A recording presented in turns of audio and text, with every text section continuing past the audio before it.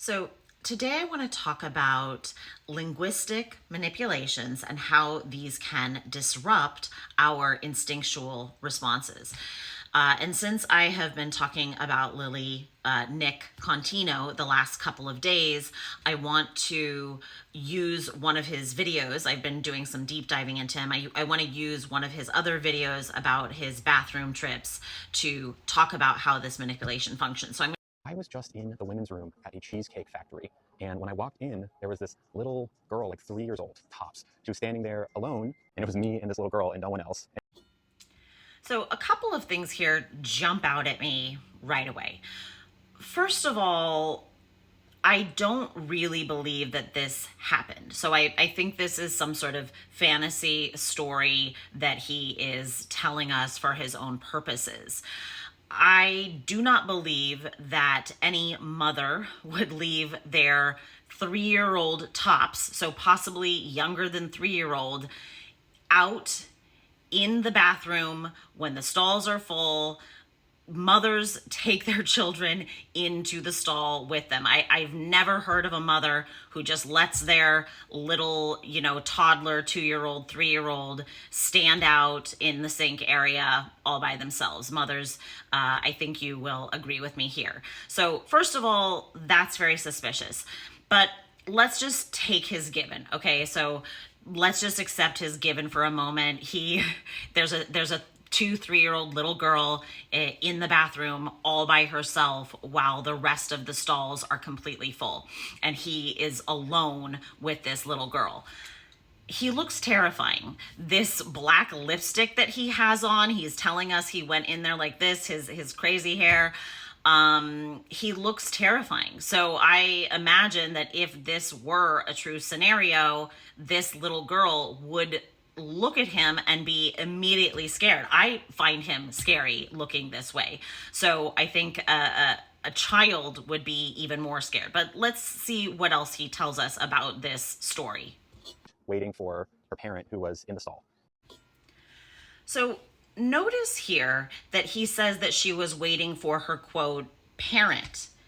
He conveniently doesn't say that she was waiting for her mom. We know that there's not another man in this stall. We know that this child did not walk into the bathroom, the women's room, with her dad. It's her mom. And I think it's very interesting that he continues to refer to the little girl as a little girl, but throughout he refers to the mom as the parent rather than this child's mother with her full mother's protective instincts. Who is the most dangerous animal on the planet? A mother who is fighting for her child. In the animal kingdom, that mother is very dangerous. Awkward, and it occurred to me that when the parent, who I don't know, leaves the stall, exits their stall, and sees me, a trans person, and their little 3-year-old daughter, that they might make an assumption based on untrue things that they've heard, an assumption that could be very dangerous for me, unsafe for me. So I left this one a little bit longer, a lot of things to unpack here. First of all, he refers to the mother as the parent again. And again, I think this is problematic because we all know what a mother's instinct is. And he immediately says that the mother might make an assumption based on things that she has heard. Now, a mother who opens the stall door and sees a man standing with her little daughter is not making an assumption based on things that she heard. She is making an observation. She is having an instantaneous, instinctual response to the direct situation.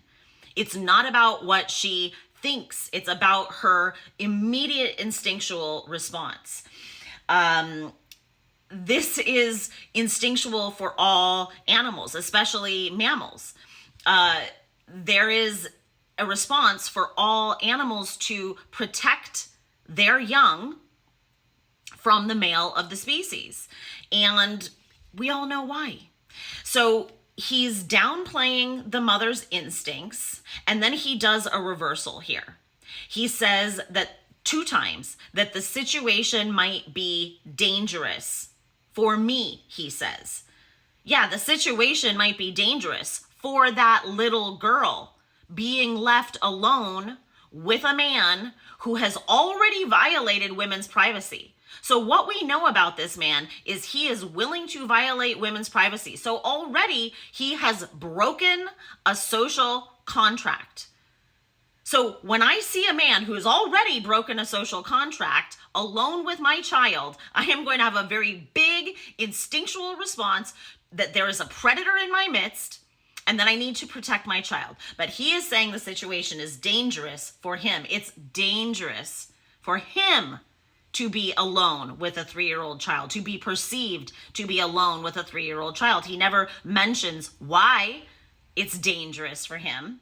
And he again then repeats that this is unsafe for him. It is unsafe for that child, for that mother and child. It is not unsafe for him. And this reversal is very telling. He is the man in the situation. Again, a man who has already proven that he is willing to violate women's boundaries and privacies around their body. So any mother would instinctually respond to protect her child. And then he, in the end, I'm not going to show this bit, but he goes on to say that every, quote, trans person, thinks about this before they go into the bathroom. Well, this means that he understands. He understands why women fear him. He understands why he is perceived as a predator. He has predatory behavior. That's predatory.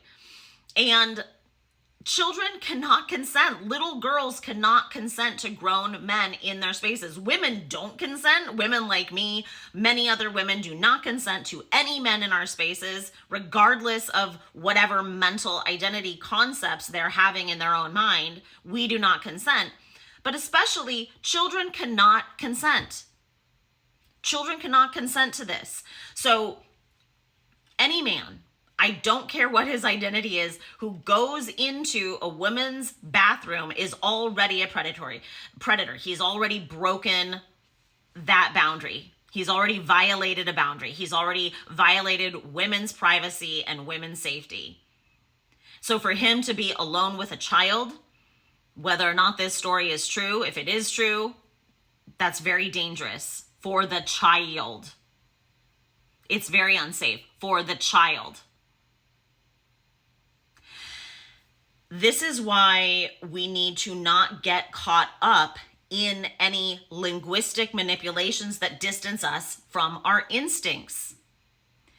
Everything having to do with transgender ideology is a linguistic manipulation. It's a 2 + 2 = 5.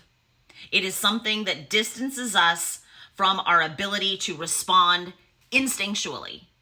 It introduces some sort of abstract mental idea that somehow some men are not men. All men are men. All men are physically men.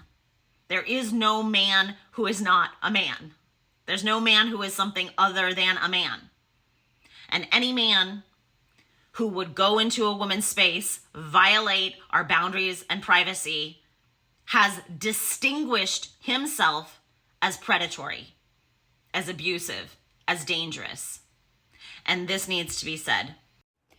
I'm going to leave you with this, and I heard this from Excellansic. Good men stay out, so bad men stand out. And men like him are standing out.